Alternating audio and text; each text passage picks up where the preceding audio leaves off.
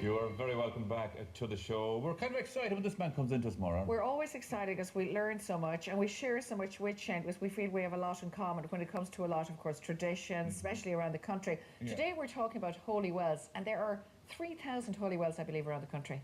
You know, it's incredible. Like, everyone had their own local well. Yeah. You know, before we ever had running water or anything like that, you went to the well for water. But, you know, that was okay if you were washing yourself, if you were, you know, cooking, doing all those sort of things. Yeah. But nearly every parish had its own sacred well, its holy well, and often dedicated to its local saint. And we have literally, we're falling over saints in Ireland. We have so many saints. I can, out my way, there's St. Senan and St. Olin, and there's Lochteen, and there's But you have Ita cool and names for your Focna, saints. and, you know, and they're all fighting with each other as well, because they all belong to each parish, if you like. So nearly every parish had its own well, if you like. And whereas you could have a different saint's day throughout the year, like even say Bridget on the 1st of February or whatever, always in the summertime, people would come out, and usually around either Whit Sunday, which is coming up now at the end of the June bank holiday, we call it, or you could say St. John's Eve, the 23rd of June. Is that Bonfire Night? That's Bonfire Night, Bonfire yeah. Night, You have the festival of you know, right up to, I suppose, even the Feast of the Assumption, which is the 15th of August. The summertime was the day to come out, and you celebrated, the whole community got together and celebrated at the Holy Well. So they gathered together, and there were two parts to the day, really. The very first part was the kind of the religious part. So here's a great image that I have of a well just south of Cork here near Carrigaline. It's called St. Ronoge's Well. I was talking to the professor one time. I was saying, do you know St. Ronoge? He said, no, I never heard of him. He said, this is Padraig Green, the man who knows every saint in Ireland. But what was it? Tubber Owen Og. It was put it all together. All together. Ronoge was in there, you know. But do wells go back to earliest Christianity? I think they even go back to prehistory, Really? Maura. You know, some of them started off as kind of places where the waters were heated up, like the Philoctopias and so on and so forth. But what's really interesting for me is that when people went to the well, they took the waters, okay? And they had to go at the eve of the festival itself, so 23rd of June, they went, and midnight was important, or else on the sunrise. And people would immerse themselves in the water. They get right in to the water, especially if you had a bit of eczema or sores or anything like that. You know, the well water was at its best at that time of the year.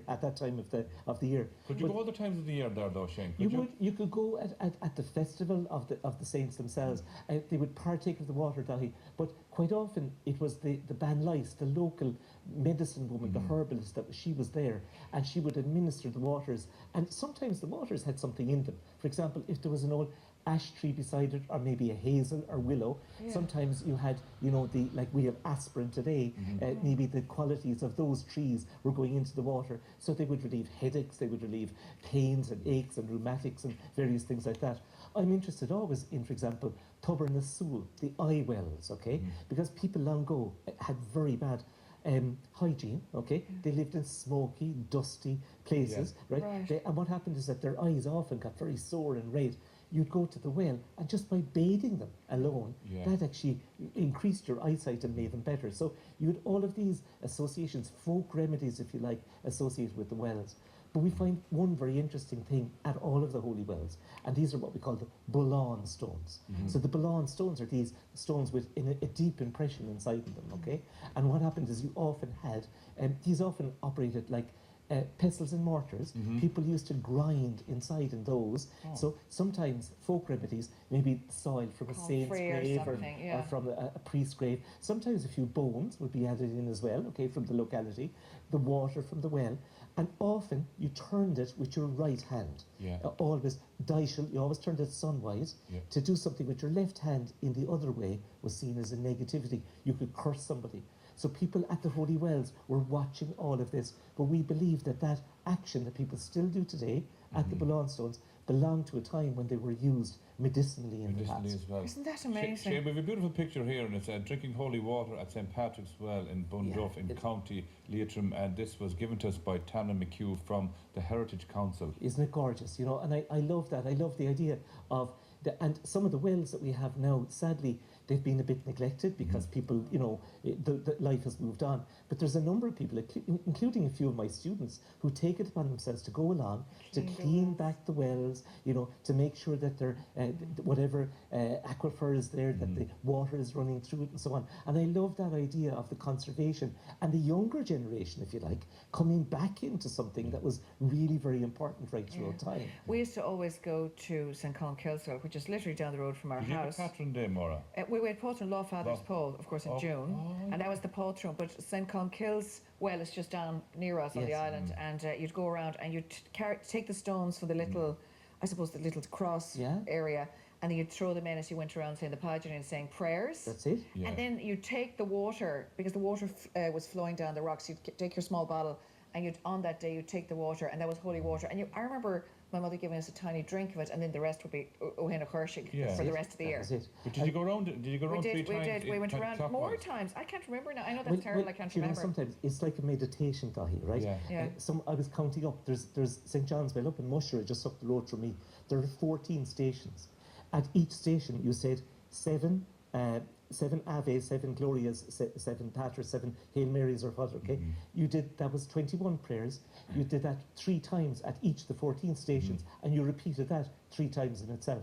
I counted up over 900 prayers. It would take you about 15 hours to do the pattern properly. And did people do that? They did, yeah. And some people did it on their knees. And this Like was... Patrick. And what it was, is you were actually in that constant mantra and meditation, so much so that you kind of forgot yourself, okay? And this was a kind of an end or a time out.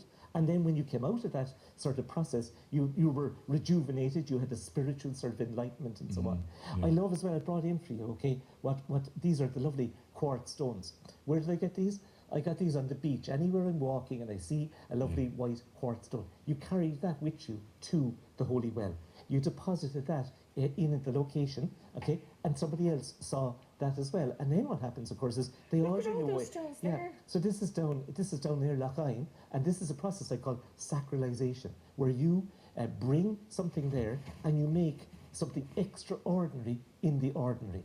And in doing that, you make a place sacred, you make it different. So you're bringing it to get it, make the stone. For You're what reason? bringing the stone because it's almost auto-suggestive. Quartz has always been a very special stone. It's white, it's bright. Every time I see one, I pick one up and I deposit it at the back door, you know. But is it, all those stones together then, Shane, is that kind of like all of us together as a people? Is it a symbol Or is it just energy? Yeah. I think it's energy. I think it's and it also Can I is see that your quartz the- stone? I have yeah, to hold it now. absolutely. I want a bit of that. I want a bit of that. So- Oh yeah, it's lovely and so cool the as well. other thing that we do at the Holy Well, of course, is we tie rags, you know, at the rag bush or that's there. So we never had the rag bushes. We well, didn't I either, never but saw but it. I've seen them already. Yeah. I always remember Tygo Bokla and Talur, that down in Google Barra, he used to always say about his wife Anstey, he used to say she always looked fine on a Sunday with her West Cork cloak or hooded cloak, but he said the rest of the week she was like a rag bush at a Holy Well. She was so unkempt looking and so on. But people used to tie, He's a brave man. they used to tie little bits of the broth breed or little ribbons That's and so Goblin's on. Well now, I think, isn't it? That's Goblin's down in Ballyvourna, my favourite, Yeah, the last one I saw there's one in the Burn Yes, in yeah. County Clare. Is there with the That was rag the one? first time I came across one. And people would often leave something there because the idea, if you had an intention or if you had something that you needed, you left it there, maybe you had an ailment, and by the time that kind of deteriorated or fell off the tree and so on, You'd be you were sorted as well. So there was a kind of a deposition. People often left money. Of course, long ago you'd have money trees. You'd be beating a coin into a tree. I remember that. Holy medals and everything, Shane. Holy medals, Yeah. everything, memoriam cards. I've often seen, for example, even the ultrasound scans that people have had before they've had their babies and so on. Have you seen those? Oh yeah, people use the Holy Well. You see, this is not official religion, if you like. This is people themselves responding to their needs. So this is a very important aspect of how we exist, I think, you know. It's outside the normal idea. And it's interesting what you say there about that meditative state. Yeah. Because I guess that kind of almost that humming, and it's almost like the feeling when you're at Mass, you know, people praying together, like the Pauline and the Rosary. When people continue, I used to always remember almost not realizing it, but being in a meditative state as a child, listening to that like a drone. It's like a drone of a bee, isn't it? There was one story I was looking at the other day. Do you know, sometimes a farmer would be fed up because the Holy Well would be on their land, you know. So one fella decided one day, he said, to hell with this though, too many people coming for the Patron Day. He decided he'd fill up the well. what happened, see, and he put the bull outside in the field to stop everyone coming in. When he filled it, he went into the house, delighted with himself, didn't the water from the well gush up, big geyser inside the house. The house destroyed, he ran out and he got gored by the bull, and that was the end of it. I'm sure the well was put back again. You know? But the Pattern Day was Law Pattern was a good fun, Maura. Poltron Day years ago was great. You'd have the three islands coming together, competing in like tug of wars, and curragh races was the big thing. Yeah. So for the other two islands, Inisherin and Inishband, everyone would come over in the curraghs.